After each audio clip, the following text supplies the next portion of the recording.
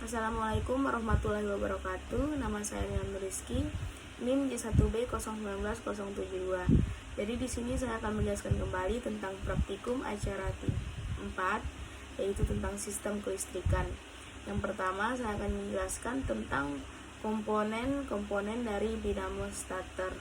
Dinamo starter terdiri dari yang pertama ada solenoid starter, berfungsi sebagai penggerak drive pinion ke pemberi tegangan pada motor utama.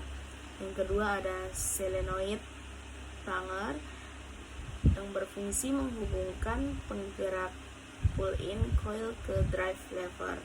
Yang ketiga ada field coil yang berfungsi membangkitkan kemagnetan di setikat motor coil.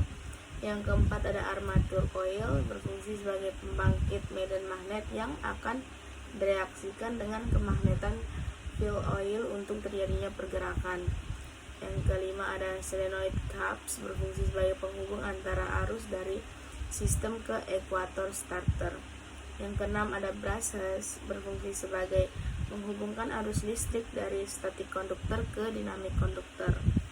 Yang ketujuh ada drive opinion cut, berfungsi sebagai pemutusan dan penghubungan putaran dari starter ke flywheel.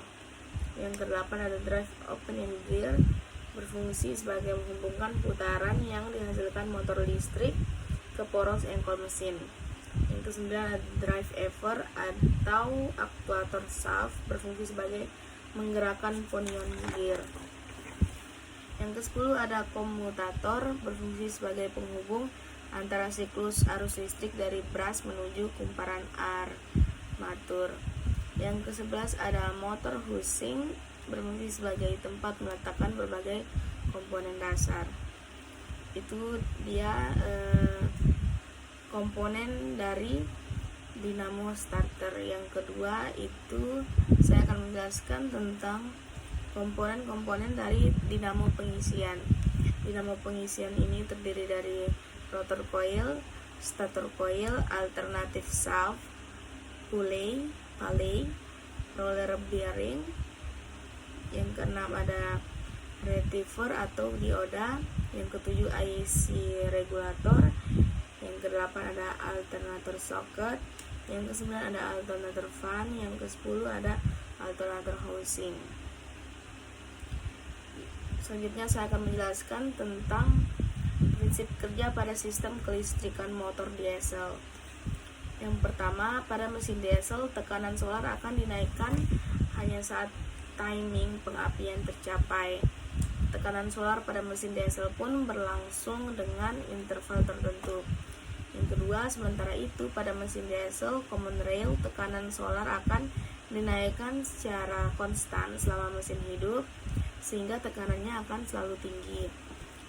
Kemudian terjadi pembakaran di dalam ruang bakar secara berkelanjutan. Selanjutnya, injektor ICU memiliki solenoid yang akan terbuka jika ada arah ke ruang bakar, maka terjadilah pembakaran. Selanjutnya, saya akan menjelaskan perbedaan sistem starter dan sistem charging. Sistem starter dan sistem charging ini hanya beda-beda tipis. Sistem starter terdiri dari kunci kotak, baterai, solenoid, motor starter, dan terkadang sebuah relay.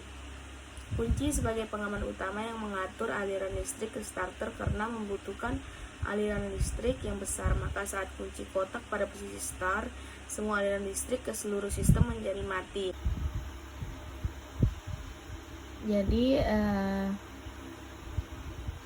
ini dia hasil dari laporan praktikum TPLP. Terdapat tabel pengamatan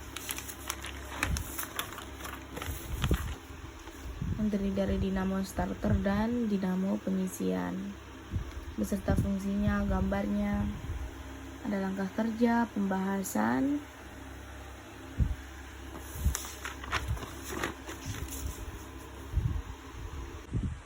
Sekian dari saya, jika ada kesalahan mohon dimaafkan. Wassalamualaikum warahmatullahi wabarakatuh.